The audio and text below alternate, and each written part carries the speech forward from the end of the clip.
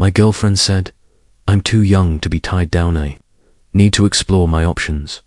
Those words hit me harder than any breakup line I'd ever imagined.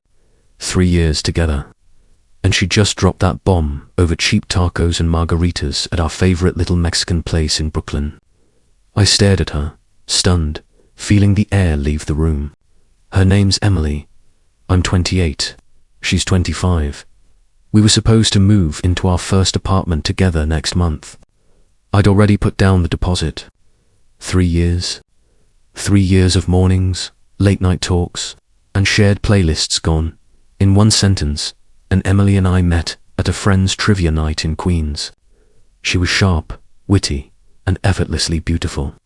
The kind of girl who could make you laugh while completely wrecking your heart.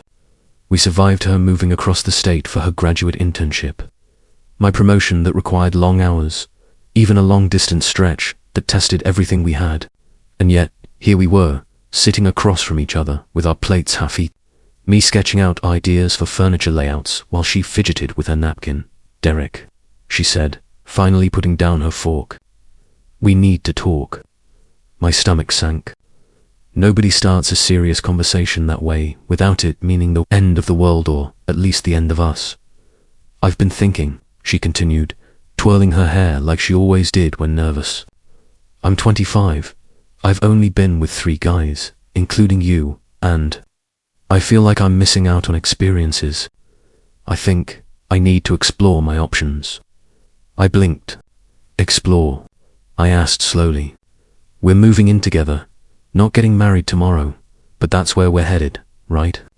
Isn't that the plan? Move in, maybe get engaged then?" She reached across the table, her hand brushing mine. "Yeah, but I need to see what else is out there before settling down. I don't want to regret anything later." I pulled my hand back. "Emily, if you leave to explore, that's it, permanently. I'm not waiting." She laughed. Actually laughed. "Don't be dramatic. People take breaks all the time." "This isn't a break," I said, my voice tight. "You're ending 3 years to sleep around. That's what this is." Her eyes softened, a little pity in them. "I know you're upset, but you'll understand eventually. We're meant to be together, Derek. I just need this out of my system first." I exhaled, trying to stay calm. "Fine, explore away." I pushed cash across the table for my half of the meal, got up, and left. I called the landlord on the way home. Lost $600 on the deposit, but saved myself from an even bigger headache later. That night, I blocked her on everything. No drama, just decisive action. She wanted freedom. She could have it without me watching from the sidelines. 2 months passed. I thought it was over, but of course, it wasn't. First came the messages from her friend Tessa, her best friend, pleading with me to talk to her. Then her sister found me on LinkedIn, tagging me in casual small talk messages about upcoming parties. I ignored all of it. Then came the coincidental run-ins, my local coffee shop, the grocery store, the bookstore on Saturday mornings. Each time, she acted surprised, like our meetings were pure chance. "Derek, what are the odds?" she'd say, with that fake smile. The third time, I just told her, "Pretty high, considering this is my usual routine." Meanwhile, I kept living. I joined a weekend basketball league, started a coding boot camp at work, even got promoted to team lead. It turns out focusing on yourself without the constant pressure of maintaining romantic dinners and late-night text actually feels pretty amazing. Productivity soared, and I realized I was happier than I'd been in months. Then, out of nowhere, she showed up at my apartment. Hoodie on, messy hair, looking like the girl I used to know. "We need to talk," she said. I unlocked the door, keeping my distance. "No, we don't," I replied, calm but firm. "You had 3 years. You traded them for 6 months of exploring. How'd that work out?" Tears formed in her eyes. "I made a mistake," she whispered. "I dated, I explored. And now I know you're the one I want." I laughed. "You're the one I wanted, but I don't want you anymore. You see, I moved on, like you asked me to. Her face fell. Moved on? With who? Doesn't matter, I said. What matters is, I didn't wait around like you expected. Go home, Emily. She didn't move. I'll wait, she said. You'll realize we're meant to be together. That's when I called building security.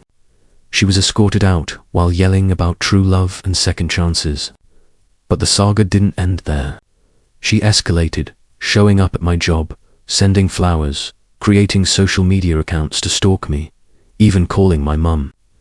I kept my distance, documented everything, and prepared for the inevitable legal fallout. Because when someone shows you, they only see you as a backup plan. You don't get second chances. Emily didn't waste any time. Within hours of seeing her mother unpacking in the guest room, she was on her phone, calling the Phoenix Club like some sort of battalion. I watched from the kitchen as she waved her phone around, red-faced, while Carol just smiled politely. They can't just kick me out of my house. Emily shouted. I didn't kick you out, I said calmly. I just gave you the independence you always demanded. Check the deed. She froze, realized the truth, then stormed upstairs. Minutes later, she returned with divorce papers she'd hastily printed from the lawyer she'd called that morning. Her scream could have shattered windows. You're divorcing me because I'm successful, because I want independence. No, I said evenly. I'm divorcing you because you've openly disrespected our marriage for years, and you tried to manipulate me while preaching about empowerment. The Phoenix Club members arrived shortly after, like some kind of feminist SWAT team. 5 women, all sharp suits and sharper attitudes, barged into my living room demanding answers. You're committing financial abuse. One of them accused, pointing at me as though I'd committed a felony. Carol, sitting calmly in the recliner with a cup of tea, looked at them and said, maybe if you hadn't filled my daughter's head with toxic nonsense, she wouldn't be in this mess. The women were speechless. I leaned back, smiled. Yes, I'm giving her mum free housing, and no, it's not abuse, it's my house.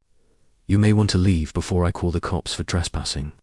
They left, glared daggers at me the whole way out, muttering about systemic oppression.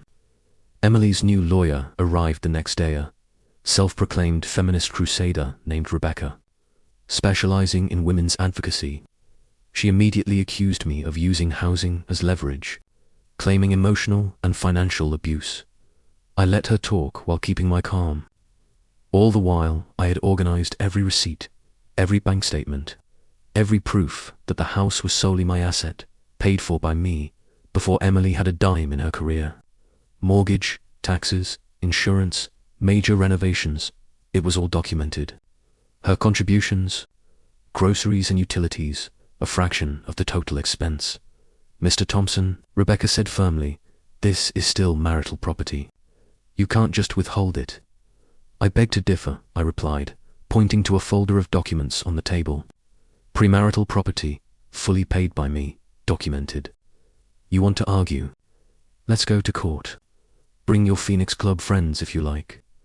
Emily turned red, realizing her social circle was no substitute for legal knowledge. You're being cruel, she said. I'm being independent, I said. Exactly what you wanted, right? The settlement negotiations were chaotic. Emily demanded half the house value, half my investments, alimony, attorney fees, you name it. I calmly countered with a simple offer, $10,000, and she keeps her personal items. My lawyer, James, agreed it was fair. Rebecca looked like she'd swallowed a lemon. The Phoenix Club tried. One last stunt, storming the house during the final week of the 30-day eviction notice with a U-Haul, claiming Emily was taking half the property. I had a sheriff's deputy present and had meticulously inventoried every single item with receipts. Emily tried to claim the living room furniture. I pulled out my phone and showed the receipts. Her face fell. They left empty-handed, fuming. Carol and I laughed quietly in the kitchen afterward. See? Independence comes with responsibility, I whispered. She smiled, nodding. For the first time in years, the house felt calm. Emily's work life also collapsed shortly after. She'd made waves in her office, giving unsolicited lectures on financial abuse during staff meetings, pointing fingers at happily married colleagues. HR intervened. She was fired within a week. No job, no house, drained savings.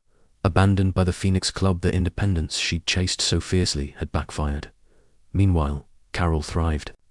She converted the garage into a small quilting studio, joined a senior social group, and even started dating Harold from the book club. Emily tried reaching out to me to move back, promising a post-nup, giving up claims to everything. I didn't respond. She had made her choices. She had to live with the consequences. For me, life returned to a sense of balance. Peaceful mornings, quiet evenings, and a home that felt like home again. I even started dating casually, met a kind woman named Amanda at a hardware store, of all places, and laughed, telling her the story of Emily's independence. The irony wasn't lost on me. Emily spent years preaching empowerment, yet her actions left her dependent on everyone else's charity. Meanwhile, I was living interdependently with Carol, respecting boundaries, and finally enjoying life the way it should be: mutual support, not manipulation. Weeks passed quietly. Life had settled into something resembling peace until the day of our final divorce mediation arrived. I knew it would be. Interesting, the day of the final divorce mediation arrived, and I knew it was going to be interesting. Emily arrived with her new lawyer, Rebecca, and of course, 2 Phoenix Club members for moral support. They had to wait outside, but I could see the glares through the glass door. I tried not to smirk. Rebecca started strong. My client is entitled to half of all marital assets, including the house. I leaned back, calm. James, my lawyer, had prepared everything. Actually, he said, the house is premarital property, solely in Mr. Thompson's name, improved with his funds. Here are 5 years of bank statements showing mortgage. Insurance, taxes, and renovations were all paid by him. PERSONALLYMs. Roberts contributed to utilities and groceries about $1,500 a month. Mr. Thompson paid over $3,200 monthly for all home-related expenses. Emily's face went pale. She had no idea how airtight my documentation was. Rebecca tried another approach. Alimony. Your client is accustomed to a certain lifestyle. I shook my head. According to credit card statements, she spends most of her money on wine bars, yoga classes, and empowerment retreats. I paid for vacations, major purchases, and the house itself. There is no alimony owed. The Phoenix Club members tried to interject through Rebecca. Financial abuse? You're controlling her, actually, I said calmly. I have Ring doorbell footage from 3 months ago. She openly admitted she intended to divorce me as soon as she hit senior director and get half my assets. The Phoenix Club encouraged her, thinking men are just walking 8 miss. The room went silent. Emily's jaw dropped. The truth she had tried to hide was now on the table. She had underestimated my preparation and her own accountability. Asset division became almost comical. Emily demanded half the house, $300,000, half my investments, $200,000, car, $30,000, alimony, $2,000 a month. James countered simply. Her personal belongings, her car, $10,000 settlement, and that was it. No alimony, each pays their own attorney fees. Emily went through every emotion: anger, tears, panic. I want my mother out of the house. She screamed, she's my tenant. Fully legal, I said. You ignored her for years. She deserves better than your neglect. Finally, after hours of back and forth, Rebecca whispered urgently to Emily, take the deal. You'll lose everything otherwise. Emily had no choice. She signed. $10,000, her personal belongings, and that was the end. Justice wasn't just about money. It was about finally freeing myself from the manipulation that independence had turned into. Of course, she couldn't resist one last spectacle. That night, Emily showed up with a U-Haul, the Phoenix Club in tow, claiming she was taking her half of everything. I had a sheriff's deputy there, plus a complete inventory of every item with receipts. She tried to claim the living room furniture. I pulled out receipts for the couch, the TV, the bedroom set, everything. Her face drained of color. The Phoenix Club women fumed, muttering about systematic oppression. They left with nothing new, just the clothes and personal items Emily already owned. Carol and I laughed quietly afterward. Independence comes with responsibility, I whispered, and she nodded, in the aftermath. Emily's professional life fell apart.